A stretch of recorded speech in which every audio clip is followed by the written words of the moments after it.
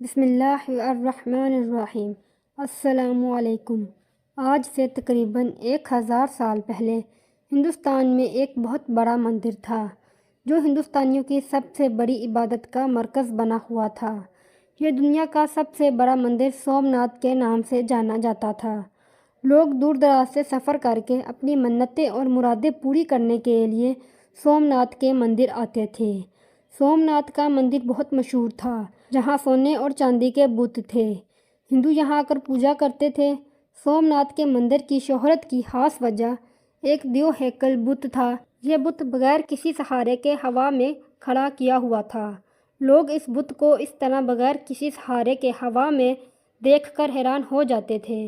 بت کی خوبصورتی اور اس کا بغیر کسی سہارے کے کھڑے ہونا دیکھ کر نامی گرامی لوگ بھی ہندو عقیدہ اختیار کرنے پر مجبور ہو گئے تھے۔ لوگ دوسرے ممالک سے سفر کر کے سومناتھ کے مندر آتے اور اس بڑے وزنی بت کو بغیر کسی سہارے کے ہوا میں دیکھتے تو اس کو سجدہ کرنے پر مجبور ہو جاتے۔ ہندو نے اس بت کو بڑی تکنیکی طریقے سے تیار کیا ہوا تھا۔ اس کا منہ بہت بڑا تھا اور پیٹ کو بڑے طریقے سے بنایا گیا تھا کہ اس کے پیٹ کے اندر کئی ٹن کے حساب سے سونا، چاندی اور زیورات سما سکتے تھے۔ خاص بات یہ تھی کہ اس خاص بت کی کمر پر ایک دروازہ بنایا گیا تھا۔ ہندو پنڈتوں نے اس بت کو بہت بڑا کمائی کا ذریعہ بنایا ہوا تھا۔ لوگ یہاں آتے تو پنڈت ان کو کہتے کہ اگر تم اس بت کو سونا، چاندی اور پیسے چڑھاؤ گے تو تمہاری ساری مشکلات ختم ہو جائیں گی۔ لوگ اس بت پر بڑا یقین رکھتے تھے۔ وہ اپنا سونا، چاندی اور بے شمار دولت اس کے منہ کے ذریعے پیٹ میں داخل کرتے اور پکا یقین رکھتے تھے کہ بت ہماری مشکلات ضرور حل کر دے گا۔ چند دن گزرنے کے بعد وہاں کے پنڈت سونا، چاندی اور زیورات کو پشت پر لگے دروازے کے ذریعے باہر نکال لیتے تھے۔ جو لوگ مرادیں لے کر آتے وہ سونا، چاندی اور دولت اس کے پیٹ میں یہ سوچ کر ڈالتے تھے کہ ہمارا چڑھاوا بھگوان کے پاس چلا گیا ہے، اس کے بدلے میں بھگوان ہمارے مسائل اور مشکلات کو حل کر دیتا ہے۔ ہندوستان پر 17 حملے کرنے والا مسلمانوں کے مشہور فاتح سلطان محمود غزنوی کو جب ہندوؤں کے اس عقیدے کے بارے میں پتہ چلا کہ سومناتھ کے مندر میں ایک بت ہوا میں کھڑا ہے جسے دیکھ کر لوگوں کو اپنے عقیدے میں داخل کرتے جا رہے ہیں، تو سلطان نے یہ فیصلہ کیا کہ وہ اس مندر کو فتح کر کے ضرور اس بت کو دیکھے گا کہ یہ بت کیسے ہوا میں بغیر کسی سہارے کے کھڑا ہے۔ سومناتھ مندر، جسے سومناتھ مندر کہا جاتا ہے، اس کو کئی مسلمان حملہ آوروں اور حکمرانوں کی طرف سے بار بار تباہ ہونے کے بعد اس مندر کو ماضی میں کئی بار دوبارہ تعمیر کیا جا چکا تھا۔ جب سلطان محمود غزنوی علاقوں کو فتح کرتا ہوا اس مندر تک پہنچا تو اس نے سارے بتوں کو توڑنا شروع کر دیا۔ سلطان محمود غزنوی اور اس کے ساتھیوں نے تلواروں، کلہاڑیوں اور نیزوں سے سومناتھ کے مندر کے نصف بتوں کو توڑا تو انہوں نے فیصلہ کیا کہ باقی بتوں کو صبح ختم کر دیں گے۔ لیکن اگلے دن سارے ہندو اکٹھے ہو کر سلطان کے پاس بڑے ادب سے پیش ہوئے۔ انہوں نے درخواست کرتے ہوئے سلطان سے کہا، حضور، اس علاقے پر آپ کا ہی قبضہ رہے گا، مہربانی کر کے ہمارے اس بڑے بت کو ریزہ ریزہ نہ کریں۔ اس کے بدلے میں آپ جو کچھ ہم سے مانگیں گے ہم آپ کو دینے کے لیے تیار ہیں۔ جب ہندو پنڈتوں نے اپنی بات ختم کی تو سلطان کا ایک وزیر آپ کے پاس آ کر بولا، حضور ذرا سوچئے، یہ کام بہترین ہے۔ ہم ہندوؤں کے سارے بت تو توڑ دیتے ہیں اور ایک بت کے کھڑا رہنے سے ہمیں کیا نقصان ہوگا؟ اس کے بدلے جو ہم کو دولت ملے گی اس سے ہماری حکومت بہت مضبوط ہو سکتی ہے۔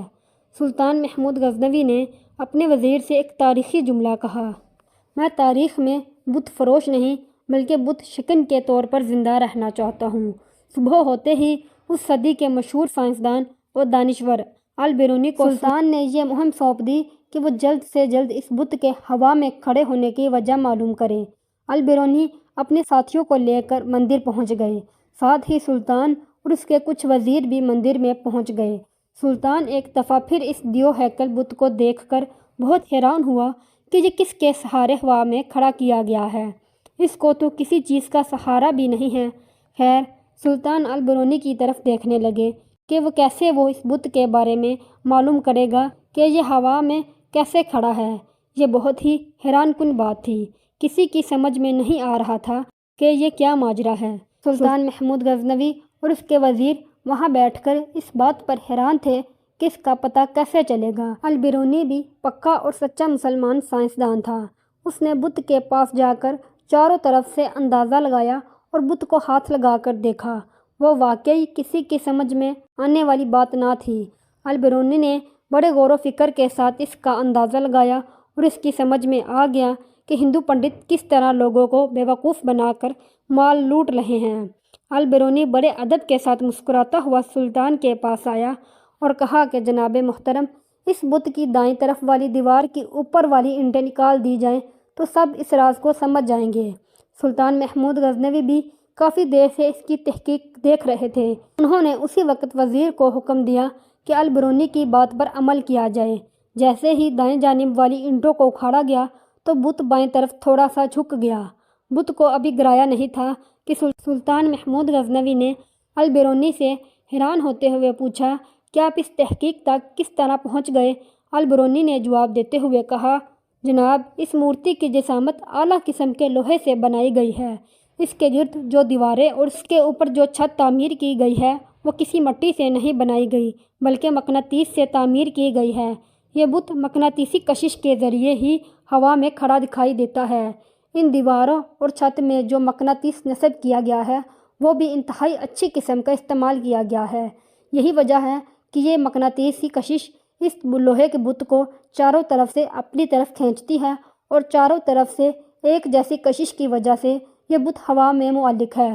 البیرونی نے تحقیق کرتے ہوئے بتایا کہ اس مندر میں ہوا بھی اسی طرح داخل کی گئی ہے جو اس بت کو نیچے گرنے سے محفوظ رکھتی ہے۔ اس طرح البیرونی نے ہندوؤں کی اس تکنیک کا پردہ فاش کر دیا۔ البیرونی کے ذریعے اس تکنیک کا پتہ چل گیا کہ ہندو کس طرح لوگوں کو گمراہ کر رہے تھے۔ سلطان محمود غزنوی نے اپنے ساتھیوں کو حکم دیا کہ اس بت کو ریزہ ریزہ کر دو تاکہ اس کا نام و نشان اس دنیا سے مٹ جائے۔ چنانچہ اس بت کو پھر ریزہ ریزہ کر کے نیست و نابود کر دیا گیا۔ مزید اچھی ویڈیوز کے لیے ہمارے چینل کو سبسکرائب کریں۔